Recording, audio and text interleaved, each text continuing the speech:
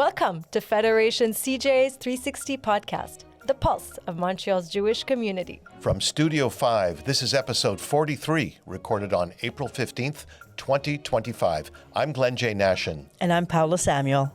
Paola, in this episode, we introduce a new segment, Agents of Change, highlighting leaders making a significant impact in our community. News updates from our reporters Jordan Stupler and Dan Laxer. We'll catch up with our chairman of the board, Steve Sabag. We'll speak with the producer of October 8, a film by Wendy Sachs. Let's talk Passover with Mindy. And one more thing from your ear. And it all begins after this. Paula, we're rapidly approaching the federal elections, and our listeners and viewers may have seen that CJA, the Center for Israel and Jewish Affairs, and Jewish federations across Canada, including our very own Federation CJ here in Montreal, have launched an election mobilization campaign called More Than Just a Vote. And we can all find all of their information at jewishcanadavotes.ca. Such an important election, right? Because, you know, in poll after poll after poll, Canadians are calling this election the most important one in our lifetime. And as a Jewish community, this is our first major election since October 7th. That in and of itself is huge. The More Than Just a Vote campaign is not just about who you vote for, but it's getting out and voting, staying informed, asking candidates difficult questions, keeping yourself online. And when they come knocking at your door, ask the questions, and then going out to vote and getting your family and friends to vote as well. And not sure if you know this, Glenn, but you can actually, this is in federal elections, you don't have to wait for the election day. You don't even have to wait for advanced polling.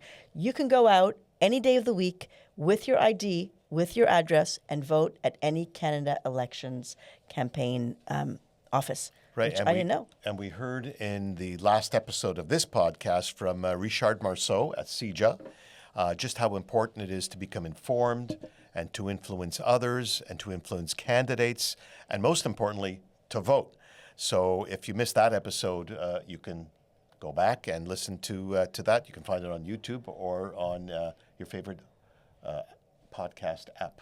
And speaking of staying informed, the debates have taken place, one in French, one in English. Both were filmed here in Montreal. And even if you don't like debates, if you missed these, either one, whichever language you go to, you prefer to watch it in, please go back and watch them. Because as we know, debates is when real important information comes out.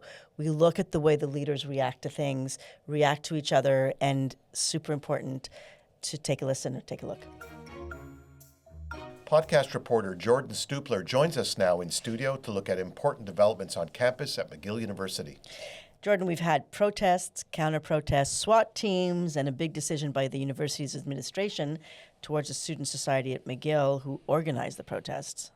Yeah, it feels like, honestly, the last few weeks on campus have felt like a year. Just there's been so much going on. So I think we need to just take a step back first just to get some context. I think the Student Society of McGill University, or SSMU as they're called for short, they passed a motion calling for the university to divest from companies involved in the sale of weapons to Israel. Right. And that was just the latest in a series of calls by the undergraduate student union at McGill for the university to adopt a boycott, divestment, and sanctions measures against Israel.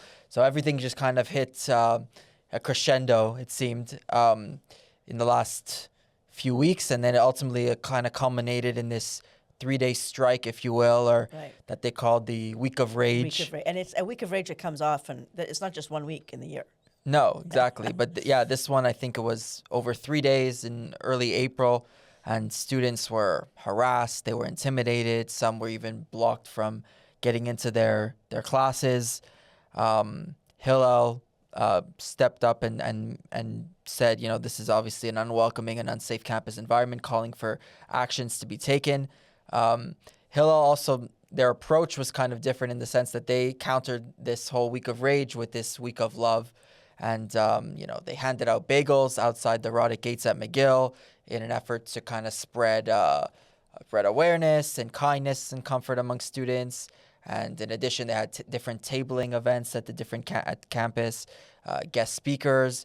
They had the virtual reality immersive simulation that has been been here before, but it was Right. brought back Immersive simulation of the the attacks. attacks at the Nova Festival Right, from of Nova survivors Festival, yeah. themselves So telling people the could story. actually see it as if they were there. Exactly. Super powerful. I do want to say before you continue that it's really important when we talk about the strikes is that it wasn't just Jewish students who were targeted. It was all students because people think it's like the Jewish students versus the pro-Palestinian students, but it's not that at all, right? Yeah, there wasn't any discrimination in that sense. It really was targeting everyone. There are students who obviously just wanted to go to class. They just wanted to, nothing wanted to go about their daily routine. Yeah. And this was upended by these attacks, these protests, what have you. And then McGill, finally, as a community, we've been watching for 18 months, then keeps, saying McGill's not doing enough. And they actually came out with a really strong reaction this time around. Tell us about that. Yeah, so just last week, in the wake of the vandalism and the unrest that we saw on campus, McGill University started to take some steps to kind of terminate its relationship with the SSMU.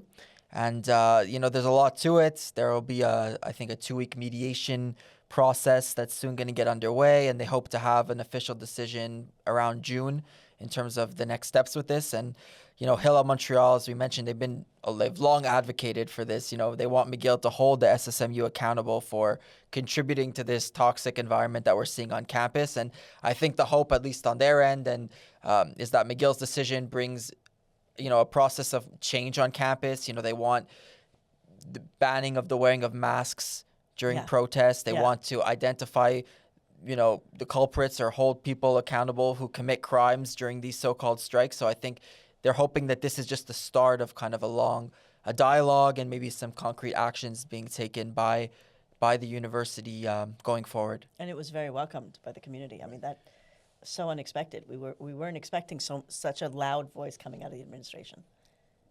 Week of Love and Bagels. That's right. So Montreal. So Jordan, you also attended a talk by a Syrian Lebanese activists about advancing peace between Israel and the Arab world. So tell us more about that. Yeah, very, very enlightening conversation on campus just last week. Rowan Osman, she grew up in this Hezbollah stronghold in Lebanon, and she admitted that she hated Israelis, she hated Zionists, she hated Jews for the first 18 years of her life. And she spoke, it was really riveting when she was speaking just about how she had moved to Strasbourg, France, and she was in a grocery store shopping as per usual. And all of a sudden she heard Hebrew, 2 Israeli men walk into the store, and she could hear Hebrew. And she had this full-on panic attack just by hearing Hebrew. So she ran out of the store. She left her purse behind. She left everything behind, ran out. And I guess that kind of sparked this change in her. She felt embarrassed when she returned and had to tell the shopkeeper why she left her bag. Explained kind of the situation. The shopkeeper engaged in conversation with her. And I think that was kind of the catalyst behind her starting to really shift in terms of her outlook on things. And she wanted to learn more about Jewish history and the state of Israel. And it's really shaped her life work. And I just want to show a clip, I think, of her as she talks about how this experience at the grocery store kind of impacted how she went about her daily life. I realized these were the pebbles Hashem was using to show me the way back home. And I was overwhelmed for a very long time, thinking, what am I supposed to do with such a gift? And if Hashem can open my eyes, I can see the light. I can see what is clearly good and what's clearly bad. Why doesn't Hashem do that with everyone and spare us all this misery? But that's also because we're human beings and we think a little bit too much of ourselves. So I think I'm going to advise Hashem, come on.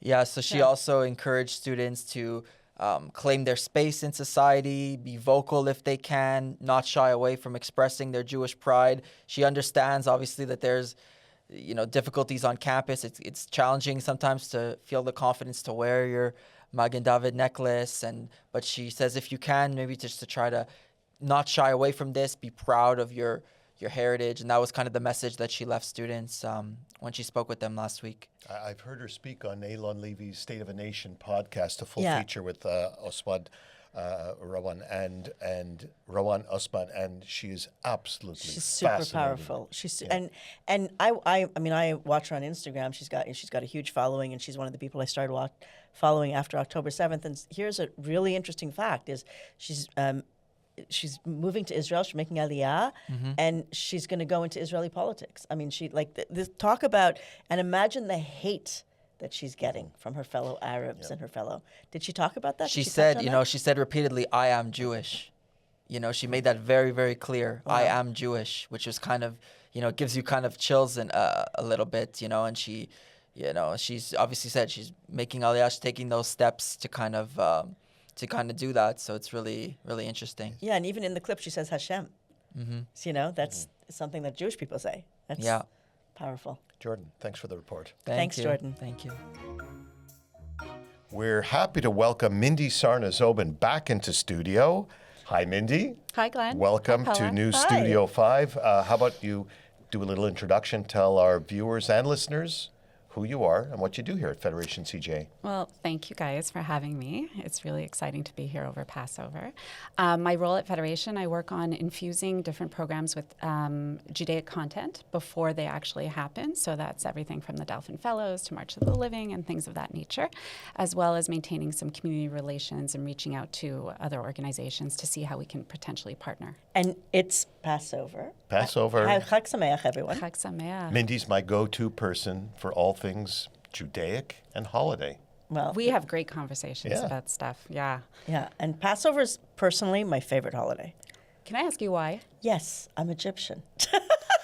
That's a very good reason Well, why. listen, so my family's from Egypt, so obviously it was always like the thing that my father would say. So, of course, it's second, and don't forget our Exodus. It was always that. Yeah. But I just, in seriousness, I just find it's, I don't know, there's just so much meaning in it. There's so much joy in it. There's so much, obviously the Egyptian connection is big because my parents, they really were the second Exodus, right, when they left in the Sure. 50s. But it just, I don't know, it solidifies who we are as Jews for me, you know, and it's just my favorite one. And the kids always love it. And you're not just eating dinner. You're not just doing a quick prayer and eating dinner. You're having We have a long conversations. story to tell. Yeah, yeah. Sure. Yeah. Well, you said something very important right there. You said solidifies who we are as Jews. That's exactly what it is.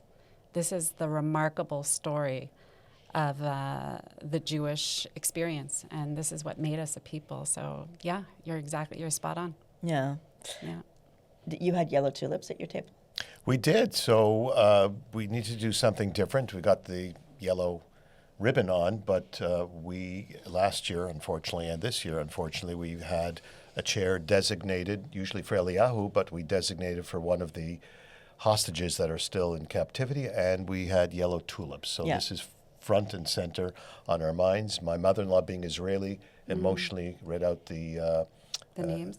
the prayer. Oh, the prayer. The Yeah, prayer. the prayer for the hostage. the- We did the for prayer for the release of hostages, too. So Yeah. it does take on the Yom of liberation takes on a Sure. whole different meaning. And even more so, exactly what you did, you added to our, for Seder, it's totally set up for ritual.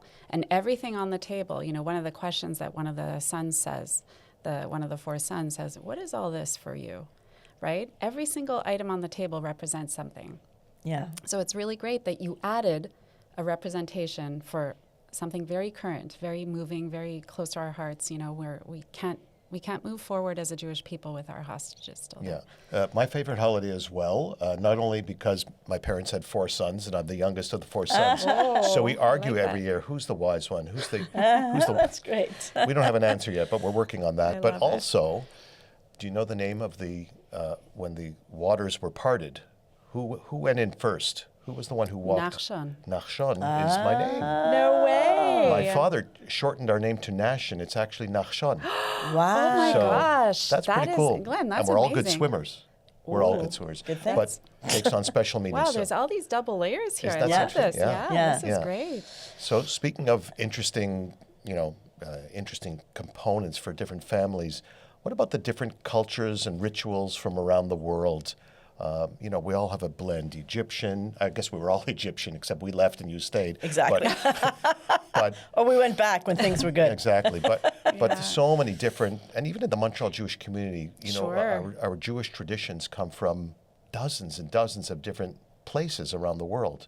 So what It can you makes tell us about for that? such a Different foods. beautiful, Yeah. and it makes Yeah. for such a diverse table when you have different family members with different customs, spouses of and in-laws all joining together, doing the exact same thing we've been doing for thousands of years, but maybe with a little bit of a different twist. So starting off with the Ashkenormative one that not all Ashkenaz people keep is something called gebruks, which is like a moistening of matzah. So for instance, some of them will not put jam or cream cheese on matzah in general, not just at the Seder, but they won't put anything. Matzah should be eaten plain. They won't even have matzah balls because it kind of still puffs up and it's kind of a leavening of sorts. So that's a custom that some Ashkenaz families keep called gebruks.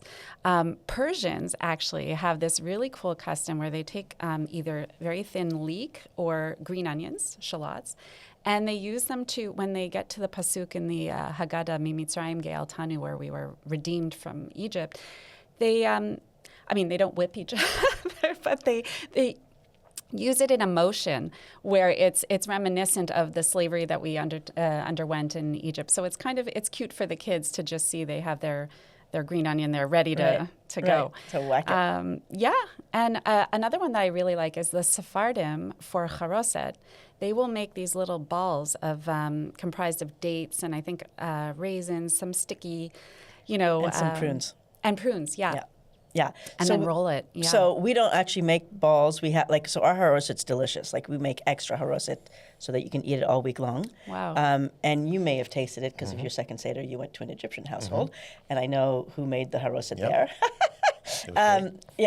So it's dates, raisins, a little bit of prune, a little bit of wine, and it sits there for hours. And we don't make balls out of it. We just make a jam out of it. Oh, interesting. Yeah. Okay, so it's not the ones I saw were rolled into balls and rolled in shredded coconut. Okay. Yeah. No, we don't. So We put pretty. walnuts on top of ours. Yeah. And then you keep it for the week as a jam to put it because it's delicious Very with nice. the matzah. Yeah. Wow. Yeah. There's so many interesting traditions and whatnot. So our second Seder at our friend Phil and Alyssa's house, and big shout out to them. Lots of Zera Cafe desserts and everything. That was great too. Oh, yum. So delicious. Yeah. And our friend Jonah Presser was there, and with his grandmother Jacqueline, and he picked up the Seder plate and put it on top of each person's head in a circular motion and sang a blessing. Never seen that before. Just so interesting and different to see. Yeah.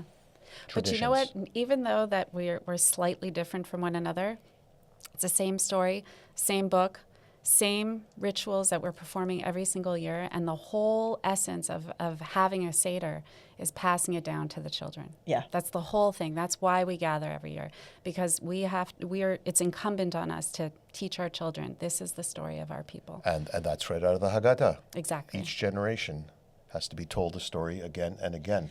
Yeah, and I think I know my kids now are like, I call them men children. They're in their early 20s, but they look forward to it, and they're like, when's Passover? Like they love it. It's also the connection of all, like you said, it's just a different time because you have to talk. Sure, You have to read, you have to talk, you have to tell the story, and that's part of why the tradition continues, right? It's also the food that they look forward to, that my mom cooked, that my grandmother cooked, that I now cook for. That I just think it's an amazing. That's all the reasons why it's my favorite holiday. It's layers of tradition. Yeah. And it's incredible. Yeah. And the fact that the kids come back and they're like, this is what Jews do. Yeah. We have to do this. Yeah. It's terrific. And you can sit down at a Seder in any city and any country, and you practically feel at home. You know what's going on. So it's funny you should say that because I had two friends from California, from Los Angeles, who just happened to be in town and called me. I mean, friends, like really friends, just virtual friends, not really. Like the first time I ever met her, she came, and I'm like, "What are you talking about? You're coming to our house? You come?"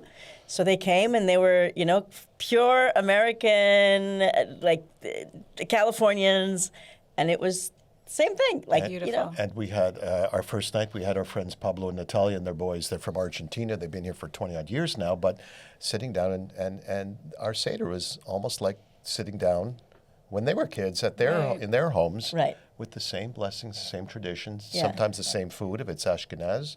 In their case, same food. It's amazing. Yeah. So before we wrap up here, Mindy, fun fact: we're talking about Nachshon, my family name. The first shipping line of Israel when Israel was formed was called Nachshon as well. Wow, that's a fun fact. Yeah. My I didn't know husband's in that. customs. Maybe, we can make a shidduch there in There business. you go. Yeah. There you go. So interesting.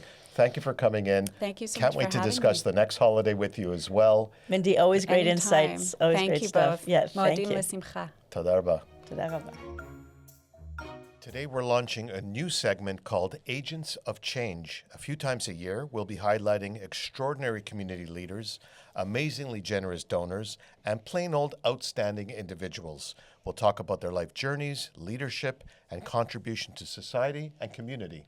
And today our first guest is Sylvain Abitbol, best known, he's an engineer, an entrepreneur, and is best known for his activism in Jewish affairs. He was co-president of the Canadian Jewish Congress from 2007 to 2011. He was the president of Federation CJA in 2004. And today he's co-president of the Justice for Jews from Arab Countries. Sylvain, welcome. Thank you. Welcome, Sylvain. So we're happy to have you on this Happy to first be here. inaugural Happy to- segment. You've got an extraordinary story. Really? So let's get right into it. Tell us a bit about your early childhood and your own personal exodus from Morocco and what led to that and what brought your family here to Canada. Well, I was born in Casablanca. I had a very happy childhood, but was involved in the Zionist movement, in Jewish Boy Scout. Family was extremely Zionist. When the 67 war started, things were quite difficult. This has not always been the case, but it was the case at that time. And for reasons that I don't want to share now, my father put me in a plane and said, Sylvain, you have to leave. So I left during the war with maybe $5 in my pockets, left to Paris. Then studied 1 year in France. And a year later, we came to Montreal in '68. Alone. You came alone? No, Or you- with my family. Okay, okay. But I lived alone in France. All right, yeah. I'm wondering, so my family's from Egypt. They came here, they left after Suez Canal War in the 50s. They came here, and then all the grandparents followed afterwards. And it was complicated. I mean, my father chose here because of the French. Wasn't the same French, wasn't the same culture. And there was, it was complicated for Jews. My grandmother was a French teacher. She couldn't teach in French schools. I'm wondering what your experience was as a new immigrant here, as an immigrant with a coming into it. Like, what was the experience like? It's funny. I cut my roots the first time when I left Morocco. Then I went to France. I was very happy in France. I loved it. I was a good student, did well at school, and was supposed to go to Bangor to Haifa to do my engineering at the Technion. Then my father sent me a letter. My parents went to Spain first, didn't work out. So my dad sent me a letter saying, we all meet in Paris, we'll decide where the family will go. So my school year finished, I took the train to Paris. It was so nice, saw everybody. And my dad said, we're all going to Montreal. I said, Dad, I'm going to Technion. He says, Sylvain, you owe me one. I said, oh, you one. So changed my plans, came to Montreal, and went to École Polytechnique, and voilà. So let's fast forward a few decades now, Sylvain. In my early days as a volunteer at Federation and then as a young professional in the 90s, I always heard your name, in the Macher circle, those that were really, had arrived at a leadership position. So we heard from Paulo, you served as president here at Federation, before that co-president at Canadian Jewish Congress, and now Justice for Jews in Arab Lands. What prompted you to become a leader? What were the elements that led you in that direction? It's a good question. I mean, I had the privilege of being awarded the Brafman Award, and I told why I did it. I graduated as an engineer, started working, started my business, built a company that went public, built another company that were founded by the Brofman and the Reichman.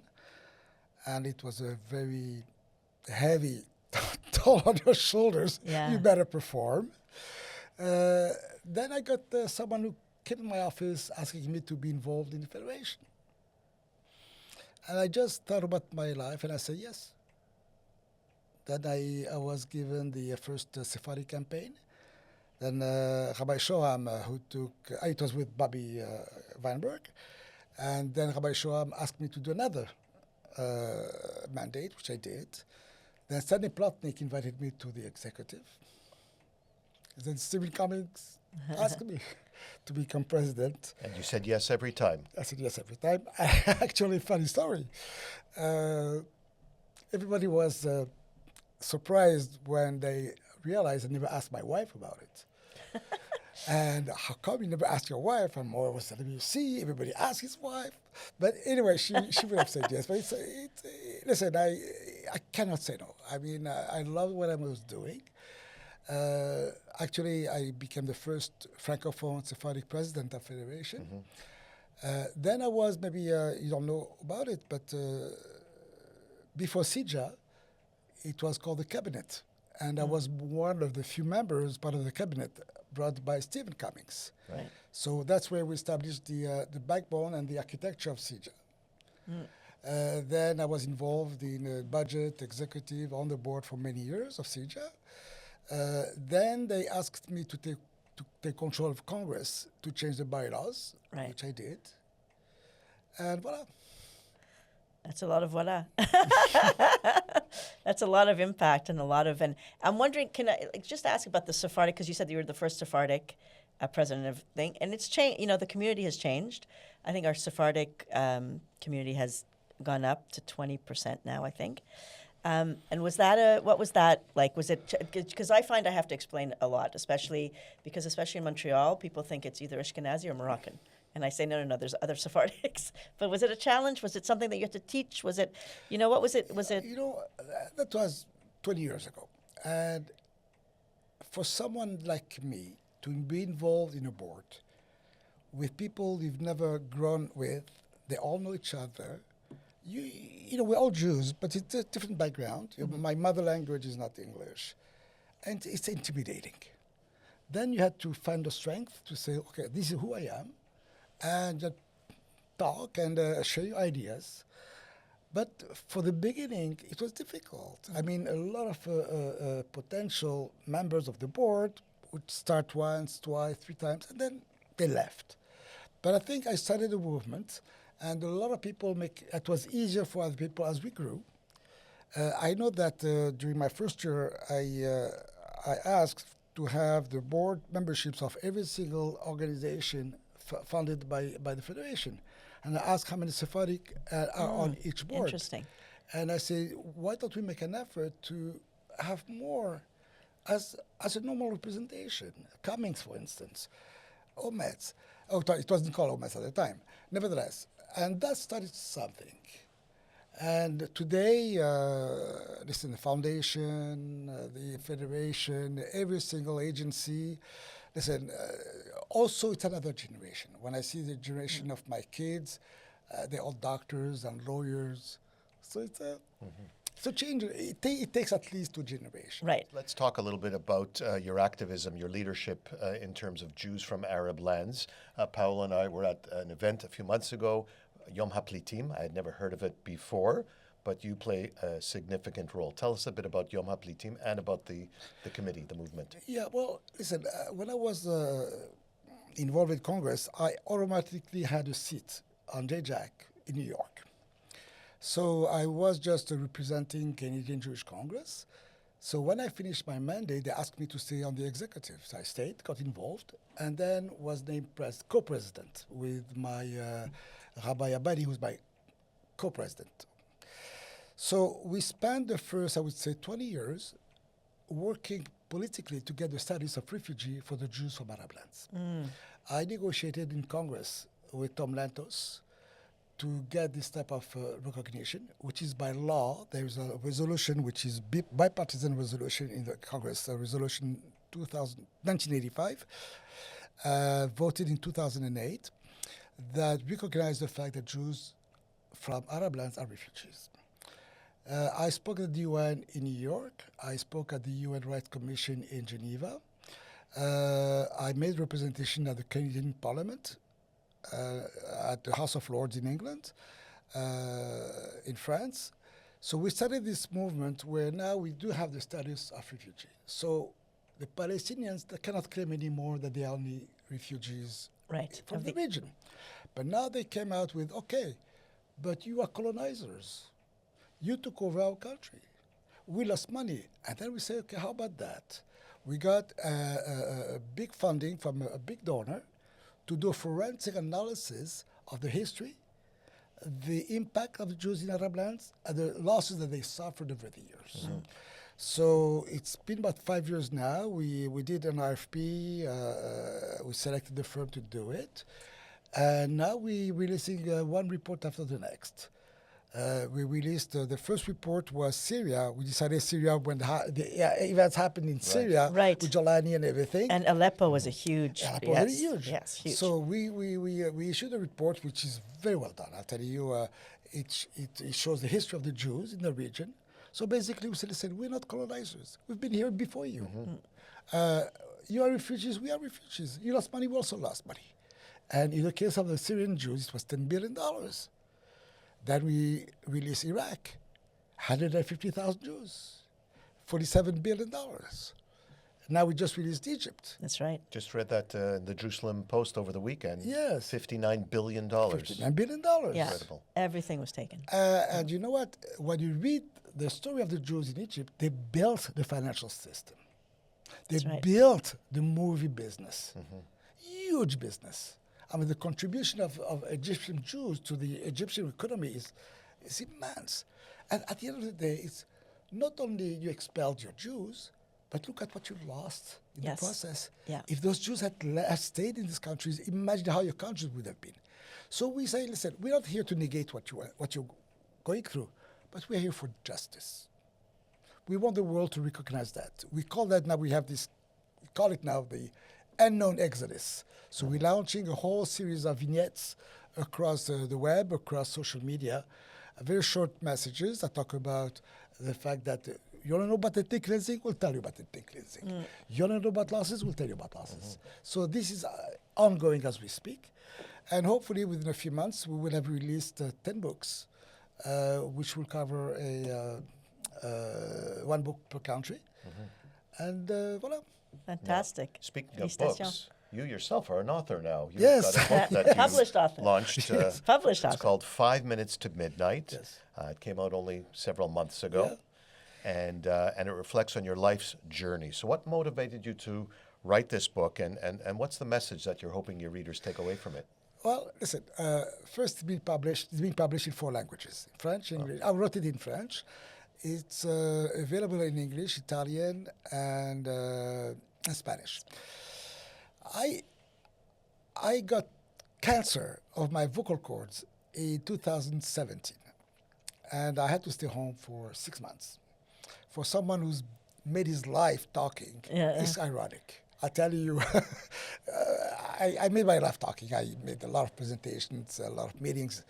So I decided to write a book and just write what, I mean, I have been blessed with an amazing memory. So I just wrote bang, bang, bang, bang, everything. It took me, I think, less than a month. Wow. Wow.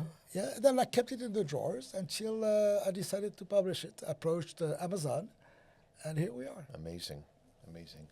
What advice do you have for aspiring young leaders? You've come from where you've come from, and you've made it to where you are. Read my book. I'll tell you why. Okay. I'm not making money on that. I'll tell you, it's a message of resilience. It's when you think everything is done, everything is out, it's not done until it's done. That's why it's called 5 minutes before midnight. I love Many that. things in my life happened the last minute. Right. And it would have been so easy to say, okay, basta. That's it, basta. Ça y est, ça y est, ça y est. No, you continue independently from what's happening. And then things happen. Yeah. Sometimes they do, sometimes they don't. And it's like 3 feet from gold, right? You've heard that expression. Yes. You're digging. You're 3 feet, and you Yeah. go, "That's it. I Yeah. can't do it anymore." And that's where the excitement happens. So I Yeah. love that title, and it's a great thing for leaders, aspiring leaders, to just keep going. Many friends of mine who read the book told me this should be available in every business school. Yeah. So as we wrap up, Sylvain, what's your vision for the Montreal Jewish community? Where are we going to be in the years to come? What's your hope and desire? It's a very good question. I happen also to be co-chair of JLive. JLive is this amazing software platform that is an event registration platform from Montreal, which is one of the pillars that have been established to strengthen Jewish identity in Montreal. And I think it did it. By having all the events around one platform, all the data stays with us. Instead of this data belonging to a third party who will do whatever they want to do with this data. So we also have the same thing in Detroit, now Cincinnati, soon Miami. So now you have data from each city, and you know exactly who does what, who likes what. So now you have a dynamic poll of the Jewish pulse, a pulse on the Jewish community. So now you have all the tools to make sure that these people find in Montreal what they need to stay Jewish. That's one element. I also say in my book, man make plans and the gods are laughing. That's right. So, but we have to make plans. We have to plan for the future. We Jews have been doing this for the last 2,000 years. We've always built for the future. So I think we should continue. But I really have faith in the Montreal Jewish community because I see this young leadership that we see, young performing business people, doctors, lawyers. They're just amazing. They're just amazing. And entrepreneurs. There's There's a huge entrepreneurship. Yeah. I mean, those AI are in every real field. leaders too. They have to step into it. Yeah. Yeah, I think that's a shift, right? Yeah, in it our is a in our shift. It's a community. shift, yeah. That's exciting. Well, you've been our first guest on this new inaugural episode of Agents of Change. You've made incredible changes, not only in your own life, not only within your cultural community, a segment of the Jewish community, but for the overall Montreal Jewish community, and really for Jews of Arab lands from all over the world. It really is amazing. It's an honor to be here with A you. huge and honor. Pleasure. we Merci hope through infiniment. your words C'est un we're grand plaisir. inspiring Un new grand plaisir. leaders to step up. Shechianu then. Shechianu v'kimanu v'yigianu l'zman hazeh. Thank you, Sylvain. Thank you so much, guys. Thank you. It's a pleasure.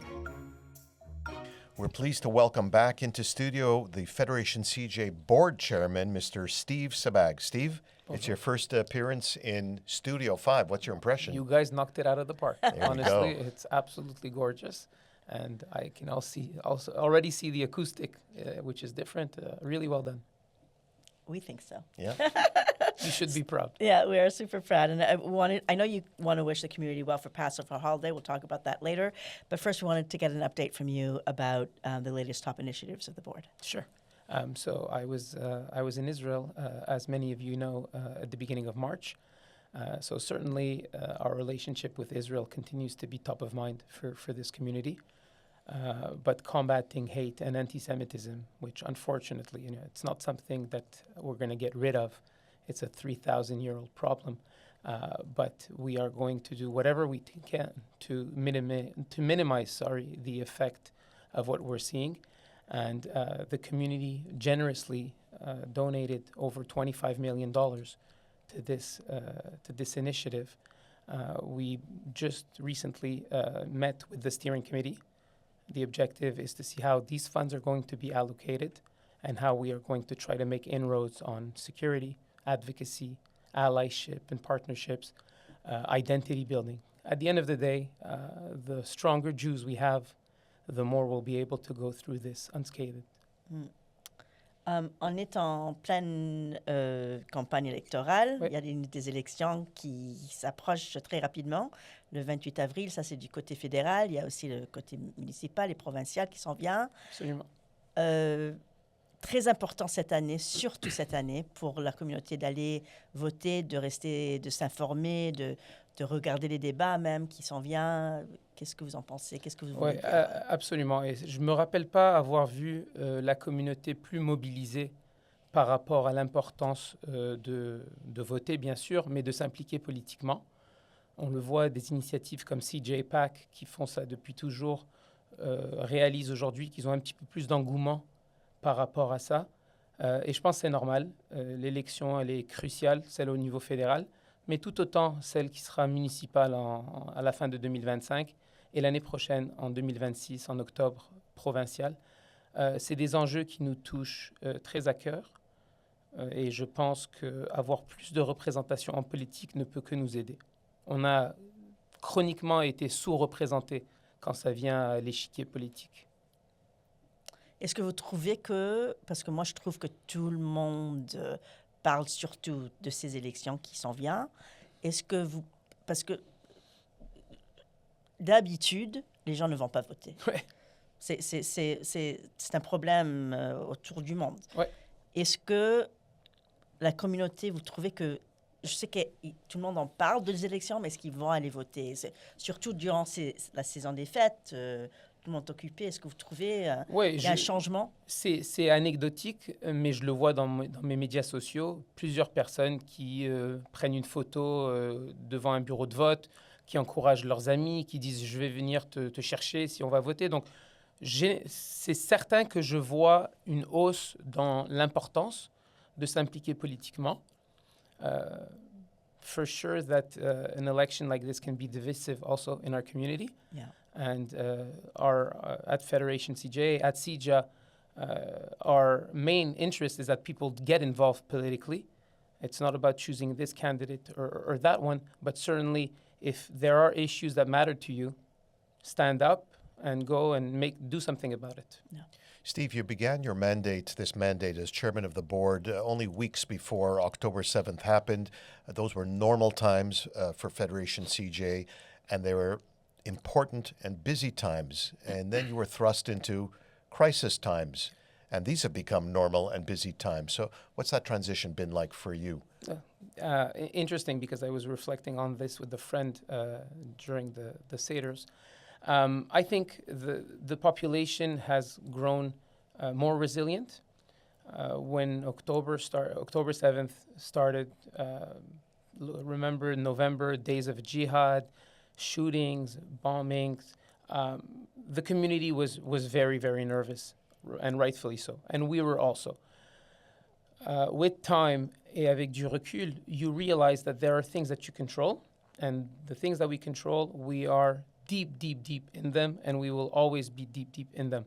But there are things also that is the responsibility of our politicians, of our police, of society as a whole.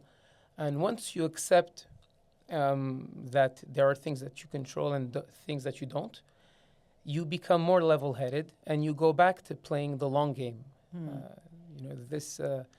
The Jewish people have overcome empires, crossed seas, rebuilt temples, and we're still here, and we're not going anywhere. And it's just about building our resilience and understanding that there are things that you will be able to change and things that you won't be able to change, and that's okay also. And on that note, I just wanted to talk about, you mentioned that you remain bullish, optimistic about what's going on, even with, Montreal really has been hit very hard with anti-Semitism, with the protests, with les manifestations, constamment des problèmes. Chaque quelques semaines, on voit des problèmes dans les universités, etc. And you say you remain optimistic. Tell us about that. Yeah, I remain optimistic because I see the people, and I know what this community is capable of. You saw it on the heels of October 7th, very quickly, per capita, one of the strongest communities in the world in terms of support for Israel. And I see our schools full, I see our camps full, and I certainly see any event that we organize, we need a bigger venue a couple of hours later, because there is a tremendous thirst. So when you have the people, there's no reason to be pessimistic. When it comes to Montreal itself, we read the same news clip that says that it's the most anti-Semitic city in North America. I think that is, je pense que c'est de la foutaise, c'est absolument pas vrai. Regardez ce qui se passe à New York, que ça soit, c'est tous les jours, quelqu'un ne peut pas prendre le métro. Il y a des manifestations partout. C'est la même chose à Toronto, c'est la même chose certainement dans toutes les villes d'Europe. Donc oui, j'imagine que Miami, c'est l'attrait de tout le monde aujourd'hui, mais Montréal, I think remains the most interesting community to be with. And when I travel to Israel, when I go in North America, in other cities, there is a je ne sais quoi of Montreal that is revered and acknowledged and respected. Steve, what's your message as we wrap up to the Montreal Jewish community for Passover and everything that you're feeling and maybe that you discussed around your Seder tables? Yeah, to me, Passover always remains this battle from within to be able to be removed from the shackles that prevent you from moving forward. And we all have whatever they are, and I think today the Jewish community and everywhere is very, very preoccupied with what is my neighbor thinking? Why am I not seen as this victim? Or how did this person not take a position? At the end of the day, it starts from within, and my wish is that the community finds the gear to be able to push forward and strengthen from within. Strong Jews, everything else falls into place. It's a nice message to share. Thank you. Merci, Steve. Merci à vous. Merci beaucoup. Merci. Chag Sameach. Chag Sameach. And Dan Laxer is joining us now. Dan, last week, Federation hosted 3 showings of October 8th. All of them were sold out, but there were unexpected protesters that got into Cavendish Mall, which I don't even understand how they got in, but they got into Cavendish Mall and created a lot of noise. Yeah, we don't understand how they got in or why they were still there, even after Coatesy-Luc Mayor Mitch Brownstein asked them to be removed. I wasn't surprised, or rather, I suppose I shouldn't have been surprised. I showed up at the Cavendish Mall, and there were cop cars all over the place. And I didn't think to myself, even knowing that I was going to see this film, I didn't think, hey, there were probably protesters here. I went in, and by the time I got there, there was a gauntlet of officers, regular officers and special intervention officers. At the end where I came in at the food court, and as you know, right near where the theater was, keeping the protesters contained. But from what I understand earlier, they were kind of mingled in the crowd and shouting and chanting. But we're going to come back to that, because I want to talk about the film, of course, documentary October Hate or October 8, directed by Wendy Sachs. She's an author as well, and she's done at least one other film besides this one. The full title of the film is October Hate with an 8, where the A would be The Fight for the Soul of America. And that part of the title comes from Richie Torres, who says it in the film. He's one of the most outspoken. He's wonderful. Absolutely. Yeah, outspoken congressman in defense of America and of Israel and the Jewish community in America. And in the film, he said, with regard to the fight against militant, anti-Israel, anti-Semitic, pro-Hamas behavior on campus, he said, what is at stake is the soul of America. The film also features people like Noah Tishby, Shai Davidai, who have become social media superstars since October 7th. Mossab Hassan Youssef, who's also known, of course, as the son of Hamas. He's also in the film, as is Deborah Messing, the actress, and comedian Michael Rappaport and others. Deborah Messing called out the indifference to the world since October 7th. I thought that the entire globe would be in mourning.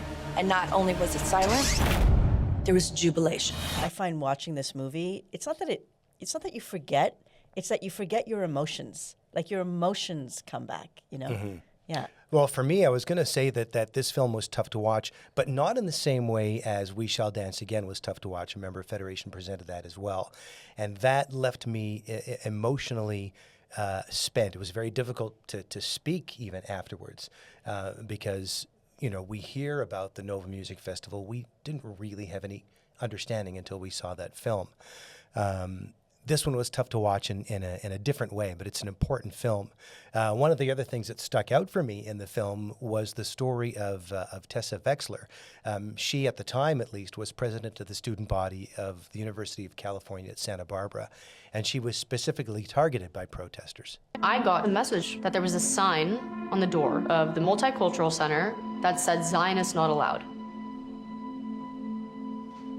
The Jewish community obviously was freaking out about this, not only because of the irony of this happening in a multicultural center, but because it was scary. The next morning, the Jewish students chose to go and they chose to sit in the exact room where they were told they were not allowed to be. Half of the room was Jewish students doing their homework, and then the other half was a bunch of students wrapped in keffiyehs making posters. I went to the side of the room with the keffiyehs because I wanted to understand what they were trying to accomplish. And while I was trying to speak to these students very calmly, they were trying to intimidate me to get me out of the room. So what they started to do was to make posters targeting me directly with my full name. Tessa Wexler supports genocide. You can run, but you can't hide, Tessa Wexler.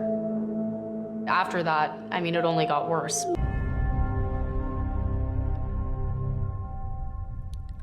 And, you know, she says it was scary, but I mean, I can't imagine just how scary. You know, you can run, but you can't hide, Tessa Wexler. But she stuck it out. She nearly lost her post as student body president. There was actually a vote, which was for all intents and purposes, a referendum on whether she should keep her post because she is a Zionist Jew. And that kind of, you know, that stunned me. And we forget that they're kids. Yes. They seem so mature in this movie, but they're kids. Yeah. They're kids at school, you know, and they have to confront this in such an adult way. I think that's one of the things that really hit home for me during the movie. Yeah, is that that's we're well watching a said. bunch of kids who really had to deal with adult issues, you know? Yeah, very adult issues that maybe prior to October 7th we weren't necessarily used to, or they weren't necessarily used to. Of course, that, you know, there were protests on campus before, but it's different now. Yeah. It's existential. It's life-threatening. We talked a little bit about the title of the film. I like that it kind of morphs from the word hate to the number 8. Calling it October 8 is more to the point for me because, as Yair Slack has said before, we're never going back to October 6th.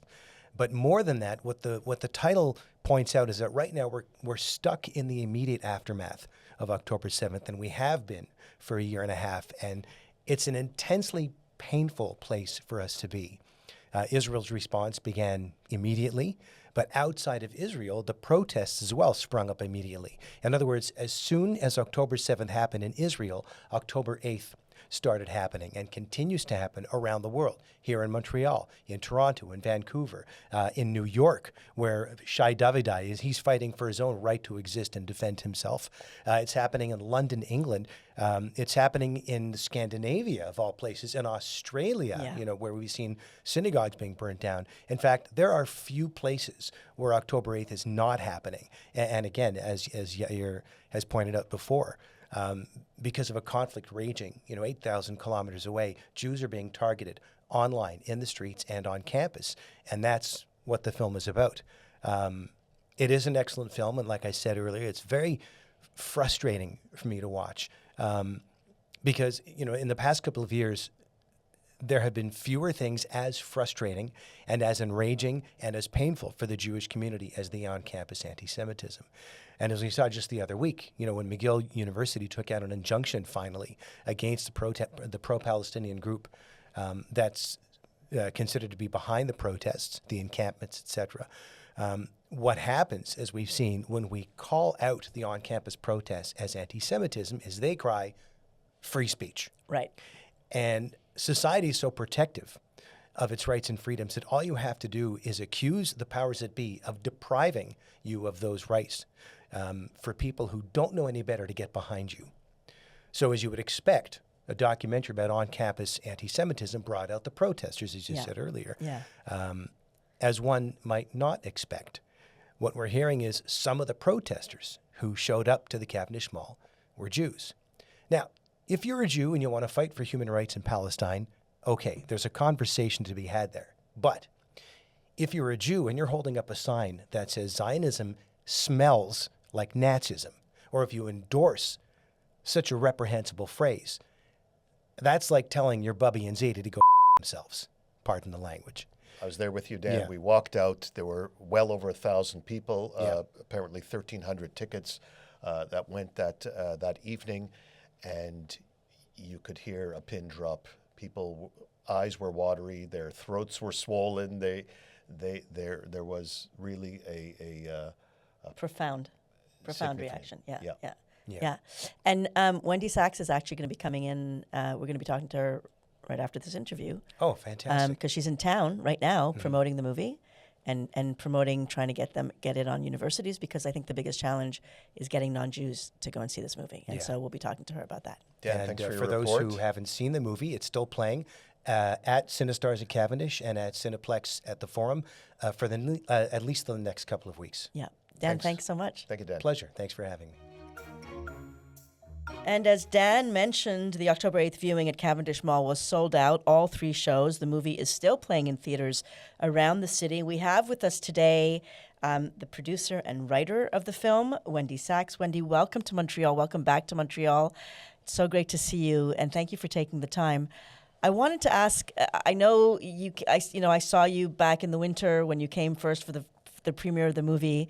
And I didn't think you were planning on coming back, but you made a special trip here because of all the protests. Tell us a little bit about what made your decision to come back to Montreal. Well, we opened theatrically across Canada about a week ago. Yeah. Did exactly a week ago. Something is I've lost track of time. I've been traveling around the world, honestly, with the film. But when I saw what was happening in Montreal at the Cavendish Mall and the protests, and I was being sent videos, honestly, I felt like I needed to come back and let people know, like, we're not going to be silent, and I'm certainly not afraid of the protesters, and so that's why I'm here today. You know, I'm going to be at a screening later tonight, and I think it's important to show up and to not back down. And I think the noise from the other side is just very loud. And it's pretty astonishing and stunning to me. I spent some time today at the Concordia campus and then walked through McGill. And you can just see, the remains of the riots and the protests that have been happening. There's still broken windows. And, I'm hearing from students that the administrators and even the security on campus isn't doing anything. We've seen this in the States as well, but I feel like Montreal is the ground zero for anti-Semitism right now. Wow, that's powerful to hear from you. I saw on Instagram that you were calling it life imitating art. And when you came in the winter, what struck me, and when you spoke at the Shar Shemayim at the synagogue, is that you said, things are calming down on campuses in the States, but I'm shocked to see what's going on here in Montreal. You don't mention Canada in your movie. Is it something that you just didn't realize was as big as it is? Because, like you said, Montreal really is. It feels like we really are ground zero here. Yeah, I mean, I think in retrospect, it would have been really nice to include what was happening here. I mean, part of North America. I just didn't. I was doing it really through the lens of the American Jewish experience. And what we were seeing, there was so much happening that was happening on American college campuses, and I wasn't really paying attention to what was happening in Montreal and Toronto. I've heard about it. It wasn't like I was completely immune or blind to it, but I don't think I paid that much attention because there was so much happening. I mean, I live in New Jersey. There was so much happening a few miles away from me at Columbia University and even Rutgers in New Jersey that we were really focused on the universities in the States. Moving forward for my next project, I'll definitely be focused on what's happening here in Canada. Right. But the story that you've told, whether at Rutgers, MIT, Harvard, Columbia, whatever you've told, it really feels like it's the same story here in Montreal, at McGill, at Concordia. It's the same experiences for the students that unfortunately are going through this. But you've indicated that it's the film is for a global audience. It's telling the same story. So what can you tell us about that experience, whether it's the United States, whether it's Canada? What's that experience for the audiences around the world? I mean, I think we are really living very parallel experiences wherever you are in North America, and I would argue even in Europe for diaspora Jewry and students on campus. These kids are being harassed, they're being bullied, they're being, silenced on many cases, and they're being ignored by the administrators and by the college presidents and university presidents. It's honestly, it's creating some real mental trauma to these students, depression. I mean, that's what I've heard over and over and over again. When I interviewed more than a dozen students for the film. Only 7 of those interviews made it into the film, but I interviewed lots of other students. Here today, when I was meeting with a Concordia student and a McGill student, they were saying the same thing. And by the way, they're not all Jewish. I mean, that's also what's so interesting. The people who are allies, one of the students I was talking to today, she's a McGill student, she's Muslim. She happens to support Israel's right to exist and had the audacity to, say that Hamas are terrorists. And that had her ostracized. She was even from her own major at McGill, which is like she's an Islamic studies major, she's having problems academically, being sort of shunned by her professors. So I think the emotional trauma that these students are feeling, whether you're in Canada or whether you're in the United States or whether you're in the UK, is all people are having these parallel experiences. I'm wondering, obviously this is a movie, I saw it when you came in the winter, and then I went back and saw it in a theater downtown Montreal, and went with a few friends, and it really, we looked around and we're like, okay, everybody here is Jewish. We could it wasn't a big crowd, and we've been talking about how do we get people who aren't Jewish to go and see this movie, because obviously it's an impactful movie for us, but we really need them to go and see what's been going on. Are you finding that it's an easy sell to not the allies, just the regular person who's going to go see a movie to come and see it? Well, yeah, I mean, listen, the long tail mission of the film is to get this film seen by non-Jewish audiences and to get it into education. And part of our impact campaign and the educational initiatives that we're developing and that we're going to be putting money into is developing a curriculum to get it onto university campuses, to get it into K through 12, and to also take it around and have those conversations with different communities, whether it's the Black community, the Hispanic community, the evangelical community, the indigenous community. That's what I'm raising money for right now. This is a totally donor-funded film, and so now I'm also raising money for the impact piece and the educational piece for that very reason, to make sure that the film is seen outside of the Jewish community. I mean, we know anecdotally, because people DM me, they write to me, they email me, they text me that they've seen the film and they're not Jewish.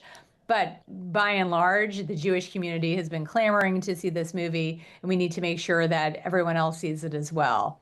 So for anyone who's interested in supporting the education and impact piece so the film is seen outside of the Jewish community, you should please contact me. And I think you're right that the lines are blurred between campuses, whether it's here in Montreal or whether it's anywhere across the U.S. It's the same experience or lived experience of these students that are going through it. You've indicated that the story is much bigger than Jews or the state of Israel. It's about democracy and the future of our children, and that's the same no matter what campus we're on. Yeah. You're probably hearing the same things from campus to campus. In Montreal, a little bit different than elsewhere. What are some of the other things you've heard in Montreal that makes you reflect upon what you've produced so far? Well, just how bad it is. I mean, it seems like while the temperature is coming down a little bit in the States right now, it's still red hot here in Montreal. And I think that's what's so startling is, just a few days ago, there was another crazy protest at McGill and more windows were broken. Right. And Yeah. not even bother repairing the windows. They're just boarding them up. I took pictures when I was walking around campus. I went into Concordia as well. So I think that it's still going on. It seems like the temperature hasn't cooled off the way that it is in a lot of the places in the States right now, which is perhaps due to a new administration that's taking it very seriously to clamp down on hate speech and to basically penalize these universities for being so permissive. And as it was mentioned in the film itself, it's like every day is still October 8th on McGill campus, on Concordia campus. Yeah, for sure. Are you getting any kind of feedback? I know we've been watching what's been going on with the government, the American government holding back funding to the universities, and they're some of them are finally, like Columbia's finally saying, okay, we're going to change some of the things that we're doing because of that pressure. Are you finding that your movie had any kind of impact in terms of have the schools reacted to any of this, or is it just radio silence? Wendy, before we wrap it up, what's the message that you'd like to send out to our community here in terms of where, the community has come out in huge numbers to see the movie. It's really impacted us. Is there a message that you want to send now that you've walked through our campuses? Is there a message you'd like to send out to the kids, to the community at large? Well, first of all, I'm super grateful for all of the support for the film. I'm truly humbled by the response that we're getting here in Montreal and around the world.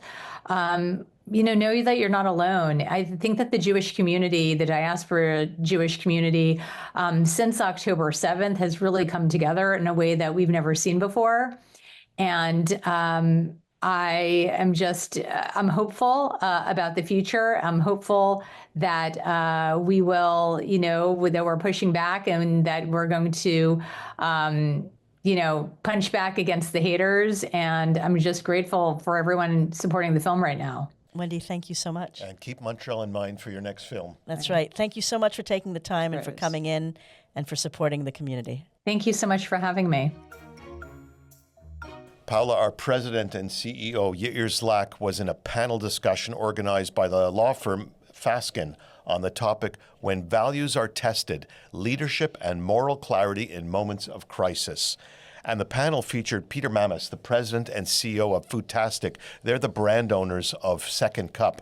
And as well, Bram Friedman, the president and CEO of the JGH, the Jewish General Hospital Foundation, was there, along with Yair, of course. And the discussion focused on the circumstances of the former Second Cup franchisee from the JGH who went on an anti-Semitic rant some months ago in downtown Montreal. Yair spoke about many examples of crisis that have taken place recently in Montreal's Jewish community and how Federation CJA has worked through all these issues. He highlighted the need to find a way to open up civilized dialogue, something he says is significantly lacking in Western society. Take a listen. It's a very dangerous path forward because what we're educating our kids to do is that there's no more of this. Right? There's you stand across from each other yelling and competing for a space for any reason. And I think that's a very negative place that society's come to. How we change that is a whole different situation. We have world leaders, all sides of the continents, not just in North America, who express themselves in a way that are teaching lessons that we shouldn't be teaching in society. So I think it's a very difficult place that we're in. I mean, the Jewish community has, whether it's Montreal or across Western societies, liberal societies have suffered from this significantly. The shell shock of October 7th as a Jewish world, followed by the fact that on October 8th, most of you don't know this, but there was a celebration right outside here, handing out candy for what happened on Israel had not even reacted, had a chance to calibrate what was happening, but there was a celebration, which we have video of handing out candy, celebrating what happened. We need to find a path of how do we talk about this in Western civilization that is not as violent as what's happening 5,000 miles away from here. We're in a deep crisis as humanity, but as a Jewish community, we need to calibrate that in terms of how we move forward. And I think that what we've done quite well at Federation and as a Jewish community is understand that our resilience will get us through this because we have to be able to move past this. We live in an understanding what's happening is as important as it is to the reaction that you're going to have. And, and I can tell you that many expect us to react differently and quicker and do this and that. And our ability to really understand the landscape and go deep and not overreact to anything, I think has really positioned us well to deal with crisis. Hopefully we won't see any more. But I'm going to say we will, okay? So that for us has been a great deal of learning. A leader must make difficult decisions that are unpopular. And I think that what they did in a time where it took a very short time where they could make up their minds, I think that's the step that they took. It was a very difficult decision to make, but it was the right decision to make. And I think that's a credit to them. Jordan, you're back in studio with us. You've attended a number of events under the Federation CJ banner. Let's bring us up to date. Yeah, so it's actually been a lot of business type events over the last few weeks. As we've been talking about ad nauseum on the podcast, we've talked about the federal election, which is coming up at the end of the month. And so the Power Business Lunch Series got into the spirit a few weeks ago with CJ PAC's Director of Quebec and Atlantic Canada, Joshua Wolf, who discussed ways that we can all get involved and really make a difference ahead of Election Day, particularly when it comes to the Jewish community. So let's take a listen to Joshua. If we can't get through to our elected officials today or the candidates that are currently running, we have to work to replace them. And we as a Jewish community might be small in numbers, but we are a community that is great in resources, and we must use them, not only in this federal election, but in other elections as well. Jordan, you also attended a fun pickleball event in town, and people don't know this, but we have our resident pickleball guru, Glenn Nashin. Oh, I don't know with us about here. guru, but I've always got my paddle ready in my knapsack, so anytime you're up for a game. But Jordan, you were down at an event with young professionals, and you met Barry Sandberg, great guy who set up an incredible club downtown. Tell us about it. Yeah, we could have used you there. I think you could have given us all lessons on how to play. But yeah, so there was a lot of young professionals who gathered for a night of networking and pickleball. It was Federation CJA's, Gen MTL, and the Jewish Chamber of Commerce's Business of Pickleball. It was actually their first event of 2025, and it happened at Club PKL, which is on Bridge Street downtown. Happened late March, and yes, it's a club that's owned, as Glenn mentioned, by Barry Sandberg, who's the president and CEO. Very interesting to hear him speak also about how he was in a completely different field, happened by accident on pickleball. He was in Florida. Someone invited him to go play, and he was shocked at the amount of people that were there morning to night playing pickleball. And he sort of got the idea drumming in his head, oh, maybe we should open up a pickleball space or a club in Montreal. Went through different challenges in terms of finding a spot and the different issues that come about with procuring the right space. And really, he also, I guess through it by telling his story to a lot of the young professionals who were there, made sure to share advice to them along the way, and including, which was kind of special about the value that Federation CJA connections can have in business. There's a long history of Jews and pickles, and now Jews and pickleball. So I'm always up for a game. Love playing with people much, much older than me. So, Jordan, thanks for the report. Thanks, Jordan. And now, one more thing from Yair. Let me start off by wishing everyone a Chag Pesach Sameach, a kosher and happy Passover. Passover is a holiday known for many things. One of those is, of course, Zman Cherutenu. This is the time of the liberation of the Jewish people from the oppression of the Egyptians, an oppression that lasted 400 years of Jews being in slavery. And it's an interesting time to connect to where we are today, because as we have struggled very deeply as Jewish community of Montreal and Jewish communities across the globe with the aftermath of October 7th, seeing the surge of anti-Semitism, seeing people who we thought were friends turn against us, losing others who we thought were colleagues. They've been difficult times, yet I strongly believe that anti-Semitism should never define us. Anti-Semitism is a hate that is cast upon us. It's not about us. It is really about those who hate us. We need to define ourselves. One of the lessons I learned from my recent visit to Argentina, a community which has been devastated through many different attacks, both the Jewish community and, of course, the Argentinian people themselves, is that our own definition of who we are, being proud Jews, being resilient Jews, understanding our history and understanding our future, investing in our future generations with Hebrew and with Jewish studies.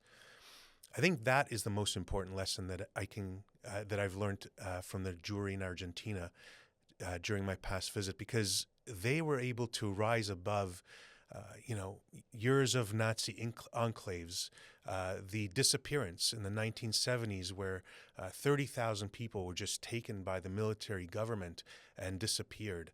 Of course, the bombing of the Jewish institutions, the Federation, the Amaya building, which was bombed over 30 years ago, and then an economy that has struggled significantly, boasting an inflation just last year of 250% perhaps, and yet you have a community of 250,000 that is resilient, that practice their Judaism, that has doubled down on who they are, and not what everyone thinks of them.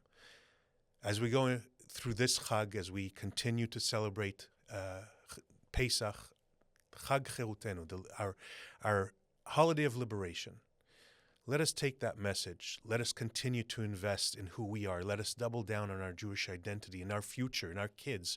Let us make that our priority. Federation CJA has continued to do that for over 100 years, making sure that the future of this community is safe, secure, and that we know who we are. That's the message for this Pesach. And of course, let us remember that 59 of our hostages are still not free. And we say a prayer for their freedom, their cherut, their liberation, so they can return to their families long before the sitting of the next Seder next year. Chag Sameach and Am Yisrael Chai. Technical production by Bruno Vargas. Podcast reporters are Jordan Stupler and Dan Laxer. Hillary Cohen on social media, and I'm Paula Samuel. For the Federation CJA 360 podcast, I'm Glenn J. Nashin. Thanks for listening. To find out more about the work we do at Federation CJA, the impact we have on the Montreal Jewish community in Israel and around the world, visit us at federationcja.org, on Facebook, and on Instagram. Until next time, Shalom.